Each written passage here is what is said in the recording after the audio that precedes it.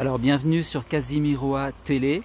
Bon, Casimiroa, c'est le genre de la sapote blanche, un arbre que j'aime beaucoup, que j'ai planté en quantité dans mon jardin.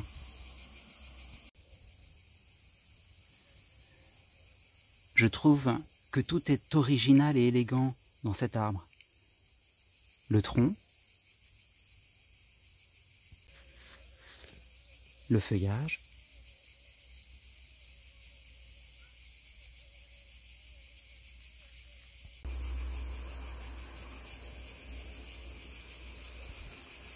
il y a quelques fleurs, mais je pense pas qu'elles vont faire des fruits parce que c'est très tardif.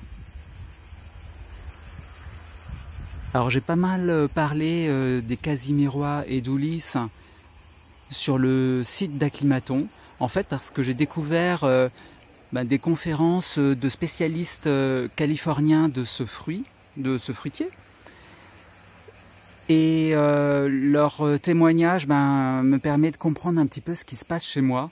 C'est que lorsqu'on part d'un semis, eh bien on a 25% de chance d'avoir un arbre qui a des fruits, on va dire, corrects, à peu près semblables en qualité à la graine qui a donné l'arbre. On a 25% de chance d'avoir des fruits qui sont plutôt inférieurs. 25% de chance d'avoir des fruits vraiment presque pas mangeables. Et puis un dernier quart où là c'est un peu la catastrophe. On a des fleurs qui sont dysfonctionnelles, c'est-à-dire elles vont jamais donner de fruits en fait, ou alors trop tardivement.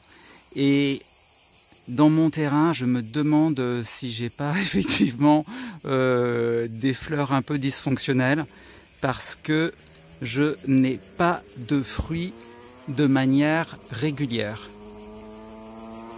Là, cette année, j'en aurais pas, et l'année dernière, j'en ai eu.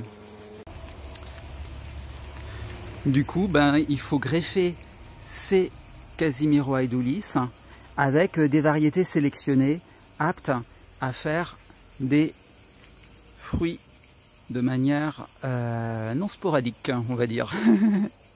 Voilà, donc là par exemple, ici j'avais fait une greffe avec du greffon qu'on m'a donné, donc un arbre qui vient probablement d'Italie. Voilà, on voit que les feuilles sont un petit peu différentes. Et puis je fais des greffes, il me manque beaucoup de greffons en fait, parce que les variétés sélectionnées, elles poussent beaucoup moins vite que les variétés... que les semis en fait. Voilà. Parce que là, cet arbre, il se régale, il adore les conditions de l'été d'ici, donc la chaleur. Je l'arrose un petit peu, et puis vraiment, ça pousse sans arrêt.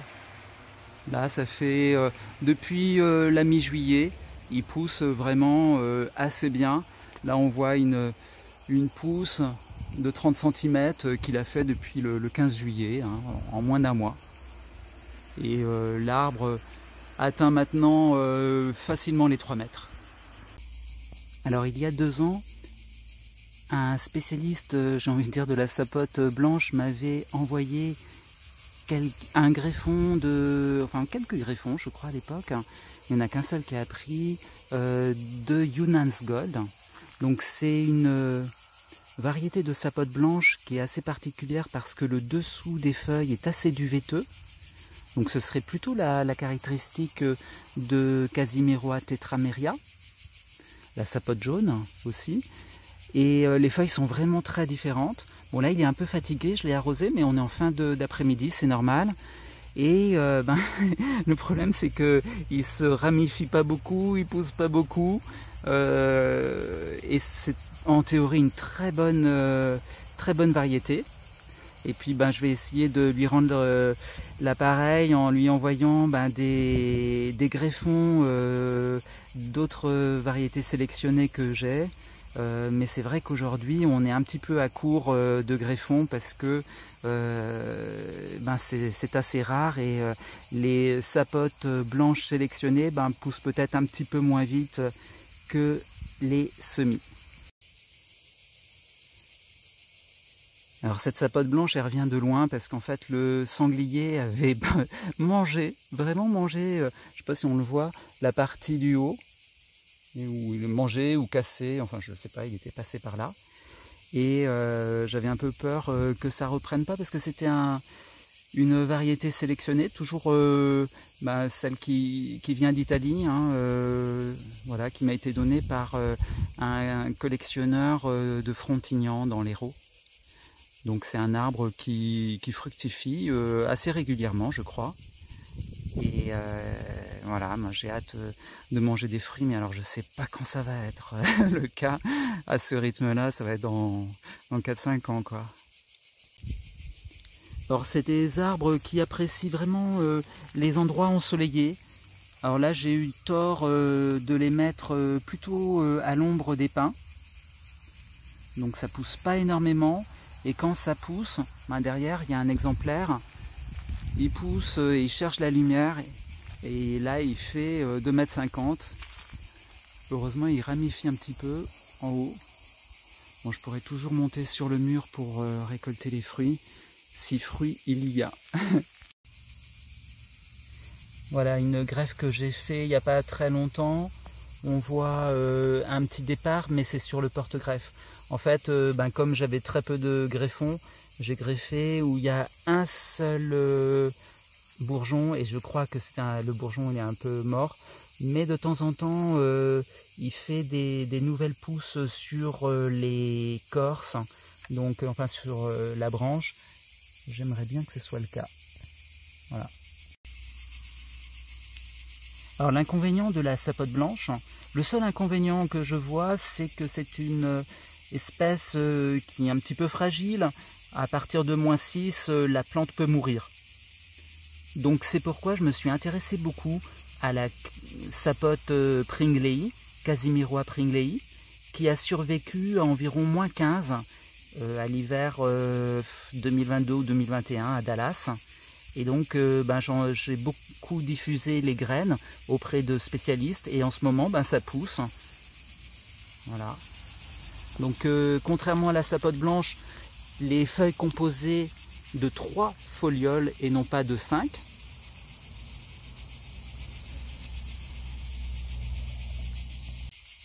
Alors ici c'est probablement mon plus beau spécimen de Casimiroa Pringlei. Donc j'espère que cette plante va se diffuser en France, en Europe, parce qu'elle est plutôt en voie de disparition au Texas. Et en théorie, cette plante à feuillage persistant produit des fruits de très bonne qualité. De petite taille par contre. Et puis il n'y a pas eu de sélection, donc voilà. Ça c'est un peu la magie et les inconvénients d'être précurseur, c'est qu'on n'a pas encore des variétés sélectionnées, quoi. Voilà. J'espère que dans quelques temps, quelques années, ce sera disponible en pépinière et que des pépiniéristes s'intéresseront à cette variété. Donc j'avais envoyé un gros paquet de graines à Exoton Insel, qui est une pépinière spécialiste dans les plantes rares en Allemagne. Et en fait, ils m'ont dit que c'était des graines tellement rares qu'ils allaient les cultiver eux-mêmes et se les garder plutôt que de les distribuer. Donc voilà, ça a été un peu un coup pour rien, on va dire. Alors en fin d'après-midi, j'ai beau arroser, les avocatiers se font un petit peu grise mine. Là nous sommes devant l'avocatier Bacon. Il n'a pas du tout poussé cette année. Les avocatiers ont bien du mal chez moi parce qu'ils cherchent du sol profond, riche, qu'ils ne trouveront jamais. Voici l'Aravepa. Donc il a un petit peu poussé, mais vraiment pas beaucoup. J'ai coupé quelques branches qui n'étaient pas en très bon état pour les greffer. Et je crois que j'ai pas eu beaucoup de réussite. Voilà donc une greffe d'avocatier. Alors là, c'est pas l'Aravepa, c'est l'avocatier de l'Ouganda. Donc un avocatier de type probablement guatémaltèque qui pousse à Nîmes. Et puis là, on a sous ce sac plastique la Ravepa, qui n'a pas encore démarré. Le soleil a été brûlant en ce début du mois d'août.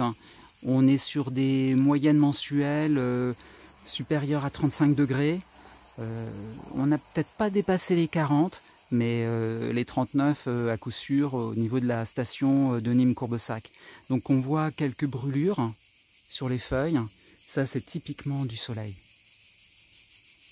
La conjonction du soleil et des températures proches de 40 degrés sont très néfastes pour les avocatiers. Il y a encore les fruits. Alors les fruits sont bien accrochés. Je ne sais pas si on voit celui-là. Voilà. Il y a eu un coup de vent très violent la semaine dernière. Environ, la station de Nîmes-Courbesac a indiqué 90 km/h.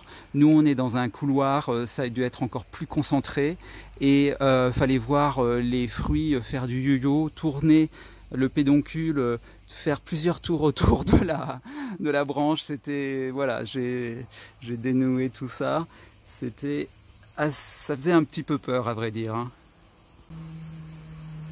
Au niveau du chérimoya, alors les fleurs sont toujours là. Il n'y a toujours pas eu de nouaison, donc aucun fruit à l'horizon. Et c'est assez étrange, hein, c'est pas du tout comme l'année dernière, hein. Là, depuis le mois de mai, donc mai, juin, juillet, août, on a des fleurs. Alors un petit peu moins. Les feuilles sont de plus petite taille que l'année dernière. Hein, on voit que l'arbre fait plutôt des fleurs, il cherche à se reproduire, mais voilà, encore une fleur magnifique. Voilà. Bon, il souffre pas trop, les conditions ont l'air de lui plaire quand même. Alors évidemment, je devrais polliniser à la main, mais j'ai pas vraiment la patience et le temps en ce moment avec le mûr. Alors le raisin est pas encore prêt. Par contre, dès qu'il est mûr, j'ai eu du... Comment ça s'appelle? Déjà quelques... Alors c'est du muscat bleu, du...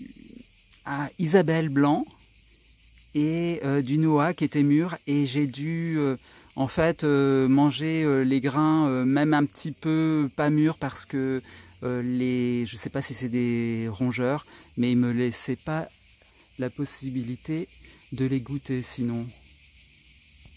Voilà, là c'est un porte-greffe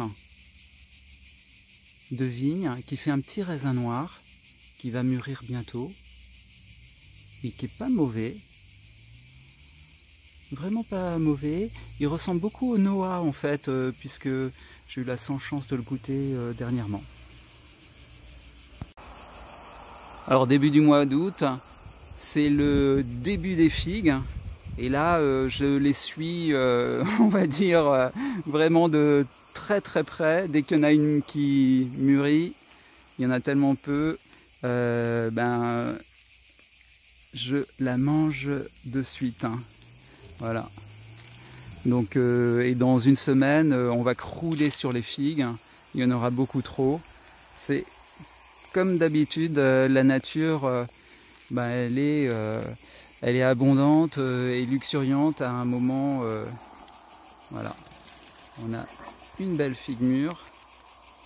Je pourrais la manger demain. C'est de la Marseillaise. Elle est, bon, c'est pas la meilleure des figues, mais elle se comporte très très bien avec la sécheresse. Jamais arrosée, c'est vraiment la variété qu'il faut pour les terrains de garrigue.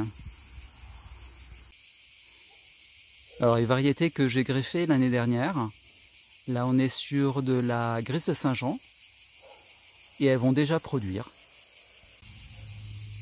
Alors là c'est des noir de Caron que j'ai greffé cette année et il y a déjà des fruits. Voilà. Donc j'ai tutoré l'arbre parce que vous imaginez bien, avec 90 km/h, il y a une prise au vent terrible et c'est, bah, ça, j'ai plein de greffes qu'on cassé à cause de ça.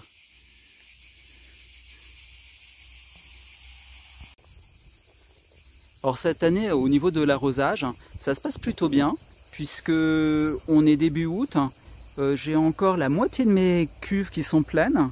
J'ai encore une dizaine de cuves pleines et ça se passe plutôt bien et j'ai pu maintenir là par exemple tous mes plaques miniers qui sont récents et puis comme j'avais mis mes toilettes sèches au pied, il y a des pieds de tomates qui se sont invités et tant mieux parce que comme le jardin, le potager a été dévasté par les sangliers, ça me permet d'avoir quelques tomates et en été c'est très très apprécié. Donc la semaine dernière, avec des amis pépiniéristes, on a greffé des pistachiers.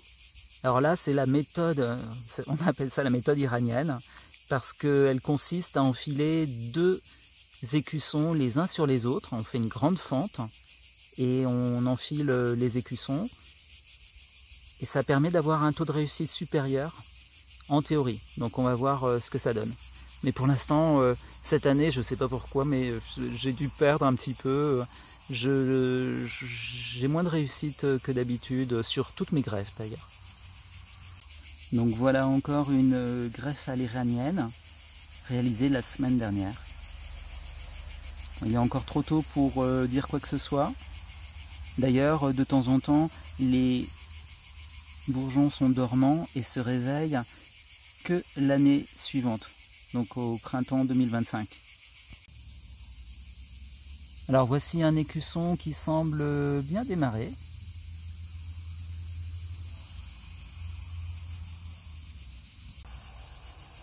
Et une autre greffe de l'année, c'est une greffe en rameaux, c'est le Sirora. Une variété, alors probablement grecque, je crois.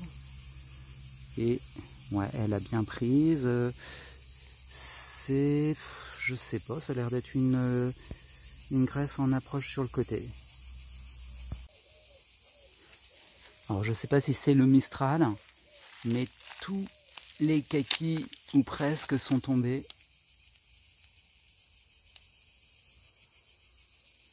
Voilà, même dernièrement.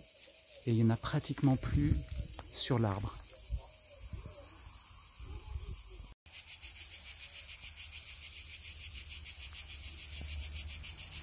Alors après m'être régalé au mois de juillet de Mirabelle, au mois d'août, si tout se passe bien, ça va être le tour des Reines Claudes.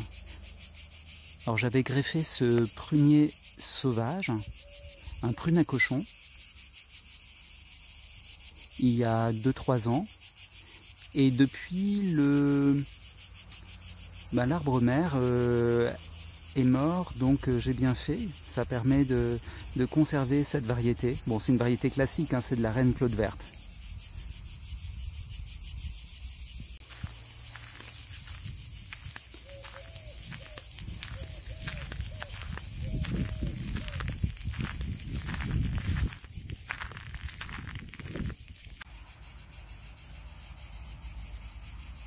On va se quitter donc sur cette image avec au milieu un avocatier très méritant qui montre aucun signe de stress hydrique alors qu'en ce moment même il fait environ 39 degrés.